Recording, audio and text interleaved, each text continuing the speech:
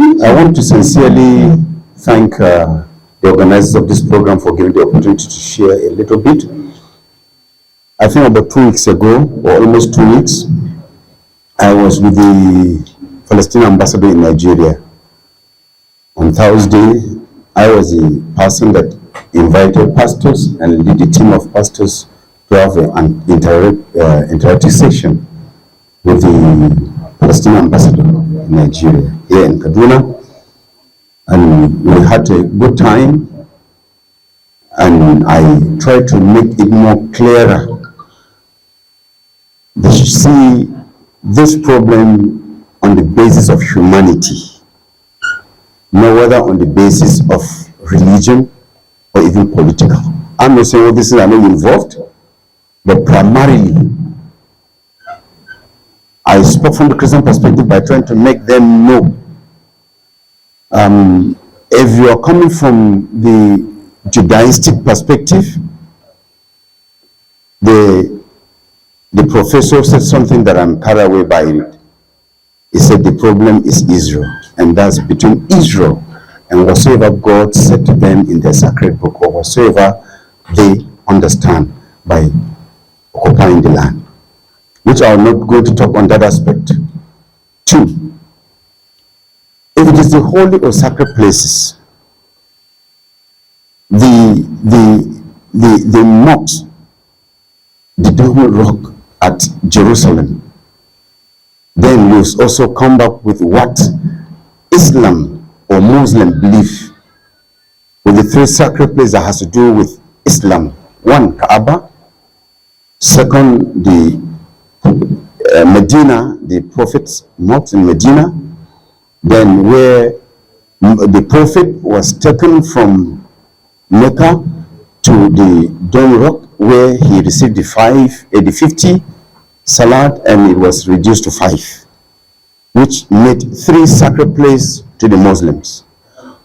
The first one I mentioned, the Jews, which has to do with the same place where their temple were built.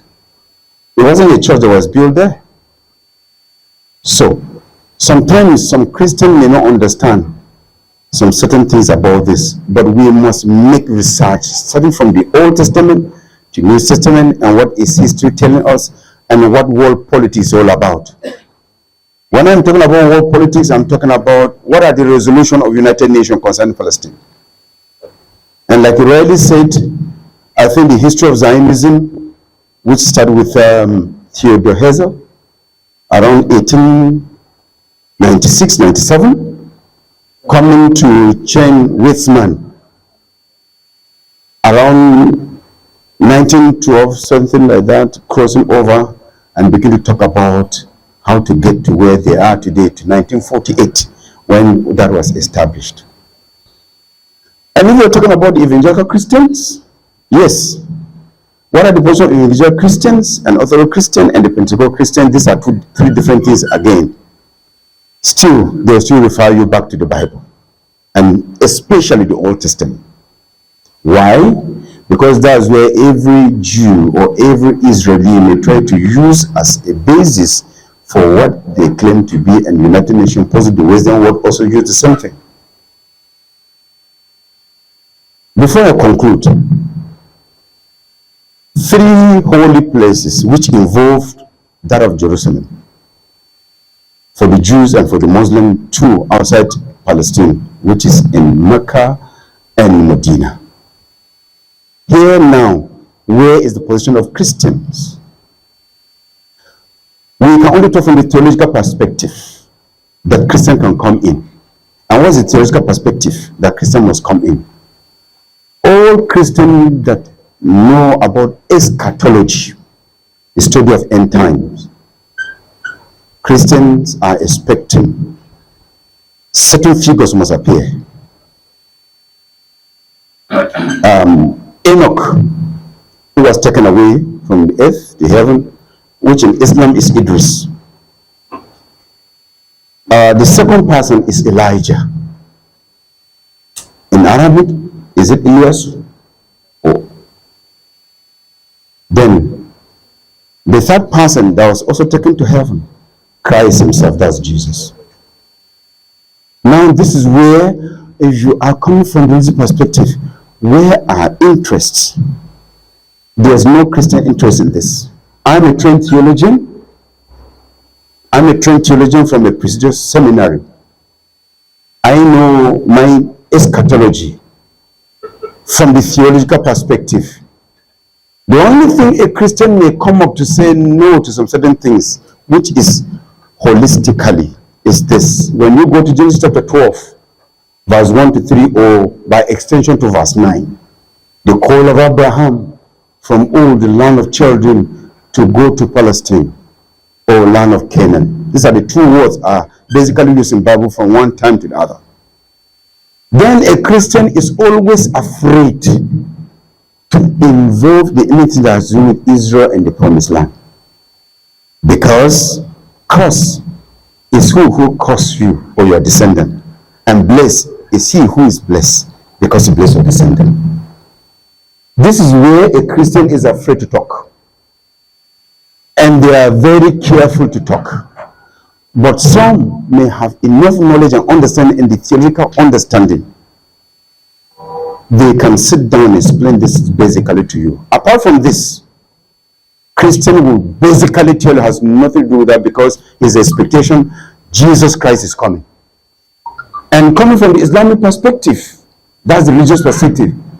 When people are talking, they don't really try to understand what is happening. That they are saying that Iranians are supporting Hamas or other arms group in the Middle East. Yes, what is the understanding? Basically, from the three Islamic, should I say sect, or let me say the Sunni wal Jama'ah, Sufi, and Shi'i Muslims. They may have the understanding, but when you come to issue of Imam Mahdi, you cannot rule away the issue of that same Jerusalem, where he will be there. And from the Shi'i understanding and interpretation, they call Jesus Christ as brother of Imam Mahdi, who will defeat the Al-Dujjal. So, if you look at this from the little overview I've given you, Christian has no business with this issue. He has an expectation. He expects who? Jesus Christ.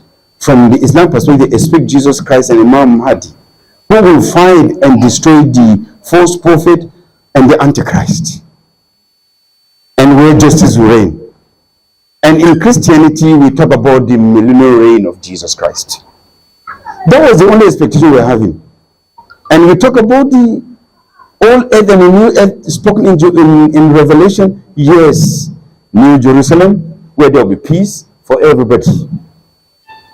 Are you talking about the new earth, peace for everybody? But we are talking about lives that have been destroyed. Whether from the Quran or the Hadith, whether from the Old or New Testament, which has to do with the Jews and Christianity and Islam. Life. Let me put it in summary. Humanity first, then religion second. That's the position of Christian. So, when somebody takes side, I said recently doing interview, and this is where I'm going to conclude now. In Nigeria, we have certain mentality when it comes to issue of religion. We cannot demarcate between politics, religion, humanity, and other things. We begin to mix them up. Why? Because most of us, they work on our psychic to diversify our attention to a different thing entirely without facing the reality of what is therein. Ina maganan Boko Haram. Mun ga maganan Boko Haram Nigeria? Ina maganan barayin daji, armed bandits. Mun ga maganan? Ina maganan kidnappers.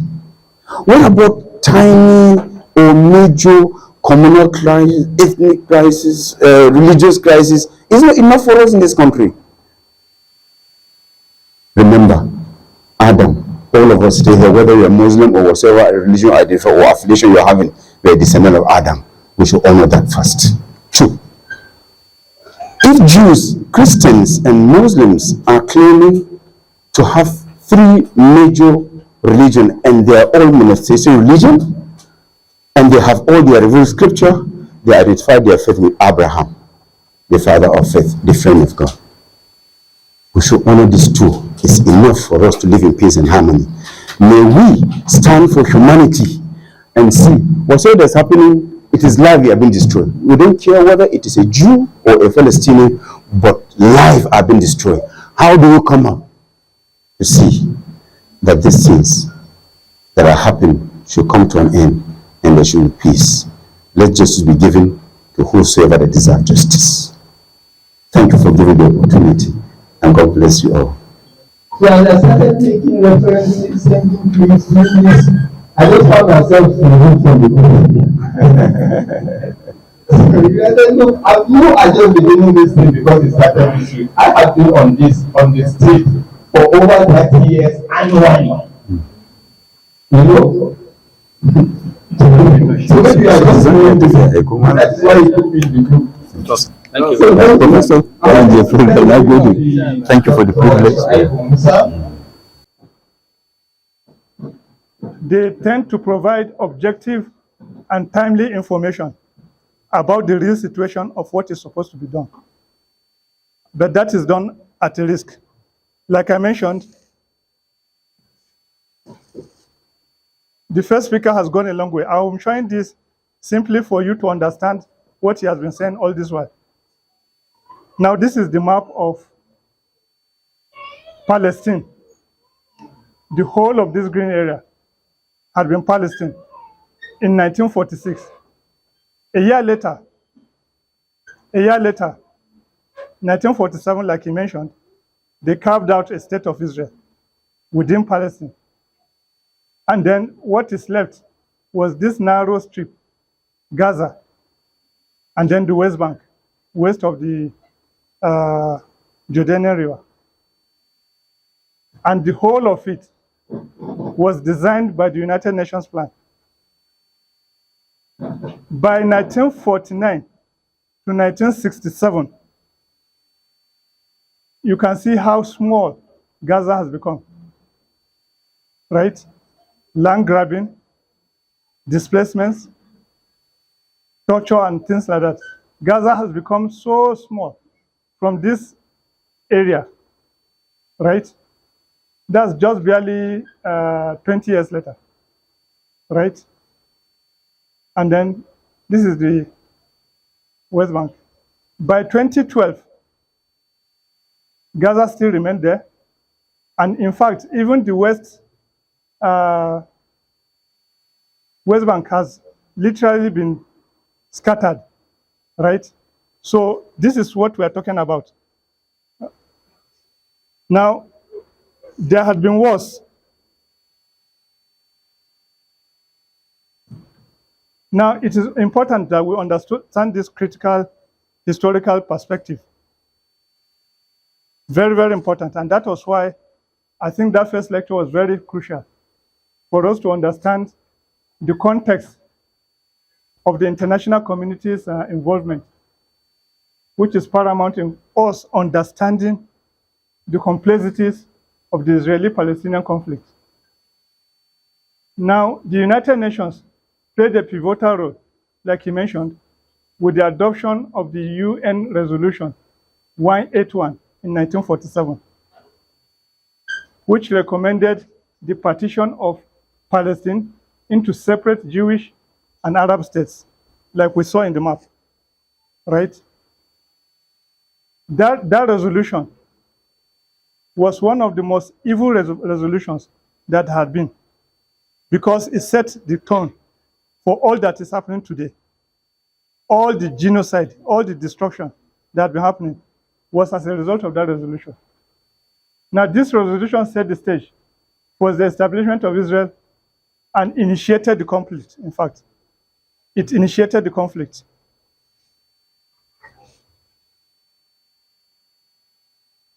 Now,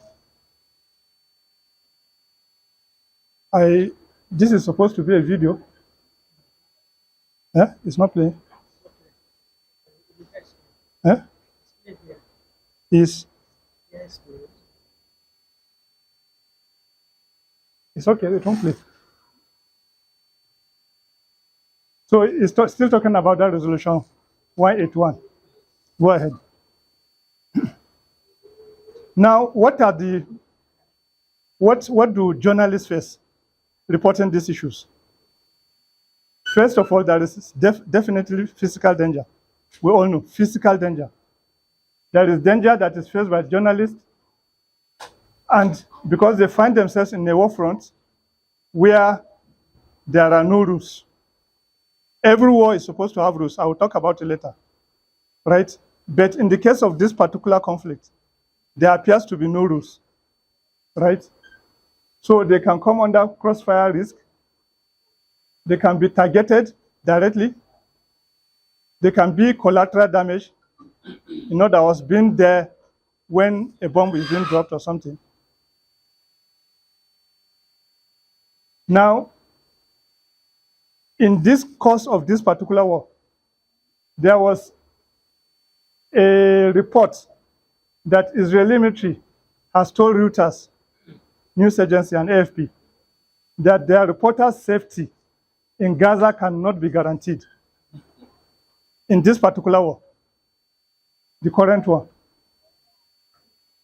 So that was what Israeli military force said.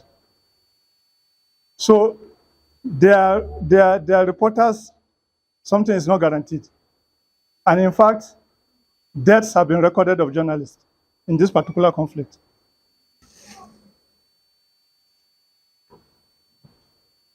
Now, apart from physical danger, they also face what we call access restrictions, access to the information.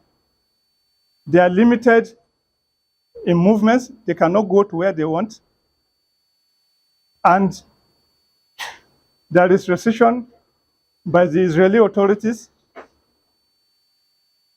And sometimes,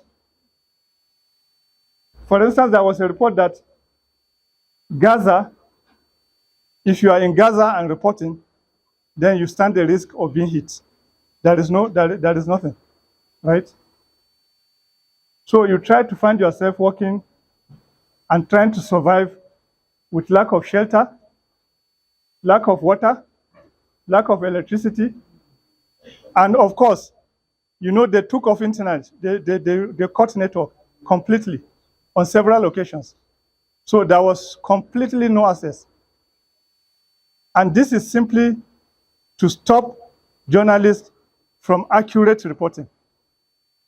Because the more you report, the more the world sees the atrocities going on, and the more there will be dangers and there will be rebellion against the whole thing.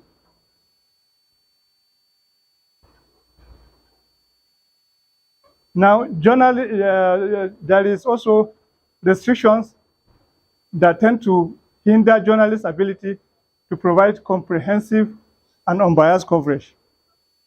This has been ongoing.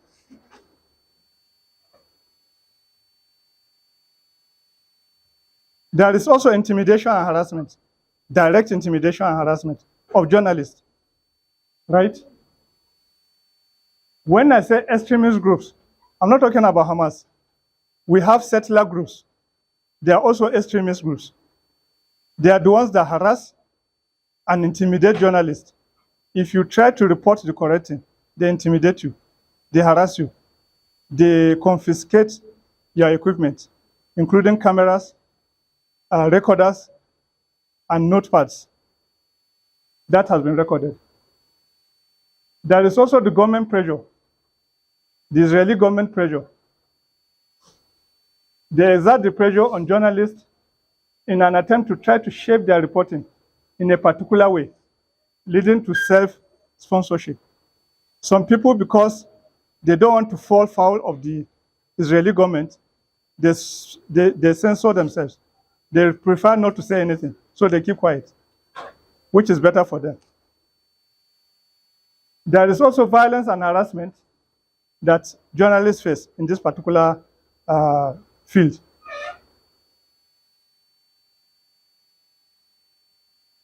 And then, of course, there is cyber attacks.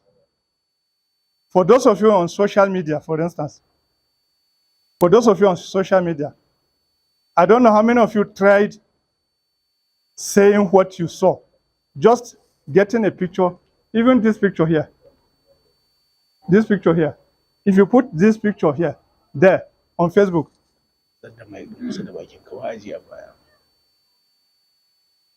even putting this sort of picture there, you will be censored. You will be wiped out. You will be they will block you. You will be blocked for some time, right? Because you have put something that must not be put, right? So there is, and if you persist, they attack your page. For those of you that have blogs and things like that, and if they cannot ban you, they attack it through cyber attacks, right? And you wake up and then you can no longer control your site. There is, of course, online harassment, once again on social media in particular. And these ones are directed particularly at journalists, or those of us that try to be citizens journalists.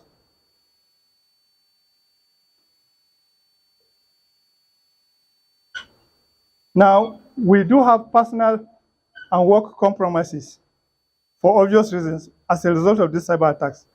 Because sometimes, if you want to maintain your sanity, it is better just to censor yourself, not to report anything, and then it goes on that way.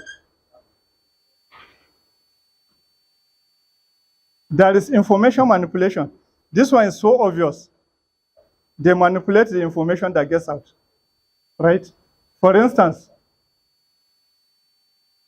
there is information warfare in the conflict. When a hospital was attacked and journalists reported, they quickly put out something. And unfortunately, that one was first put up by the so-called world large media houses. They started looking for excuses why the hospital was attacked. They started looking for false excuses that, in fact, the hospital was mistakenly attacked by Hamas. And that was information that went out, right? That's misinformation. And if you insist on doing what you're doing, they attack you by accusing you of being biased. They say attack is the best form of defense. That's what they do. They will attack you so that they will push you on the defense and say that you are just against them, against the Jews. So that impacts on the credibility of a lot of these media houses. Most of the things that you hear might not be correct because there is so much attempt to do what? To misinform the public. The misinformation is on various fronts. First, they can exaggerate the number of the opposition that they're killing to put fear in the opposite camp. They can also decrease the number of their own casualty in order to what? To boost the morale of their soldiers. All these things have been done, right? So, and it's unfortunate it's the media that is being used for all this.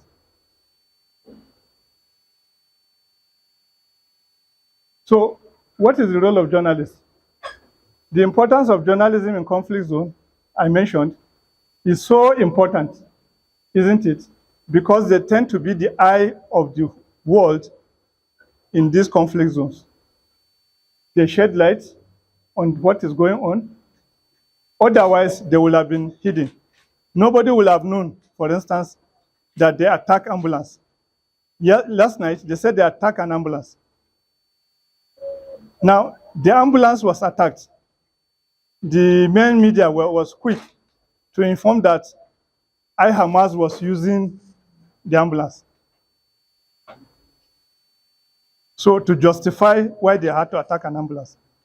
Ambulances, we know, we carry the sick and the ill, the injured. They attacked it.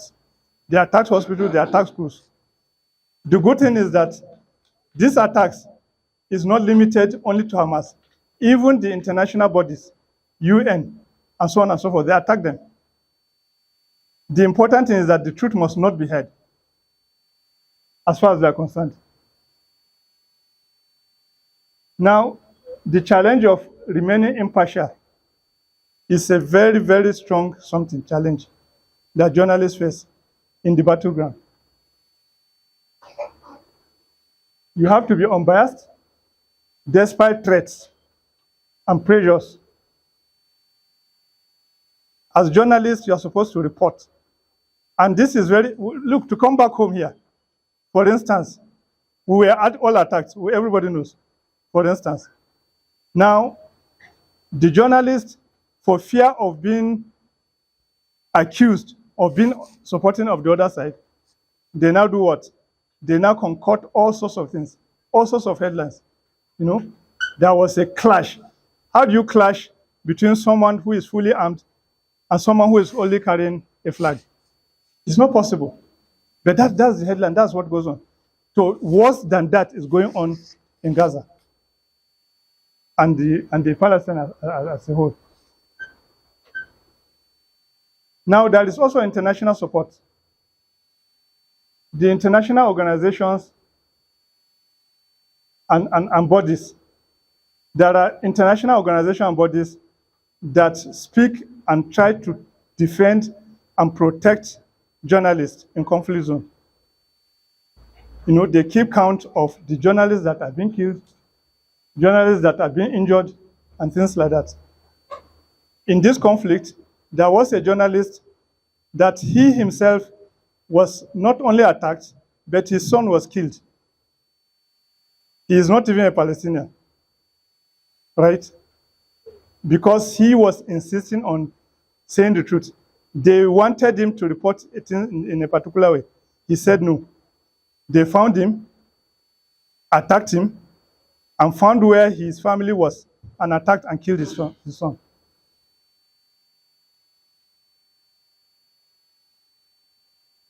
Now, civil society organizations are also all involved in trying to protect journalists in conflict. Now, for those of us on the side of truth, there are supposed to be rules of engagement. And I decided to put this simply because, like I mentioned, it also happens to us, right? The first one is safety first.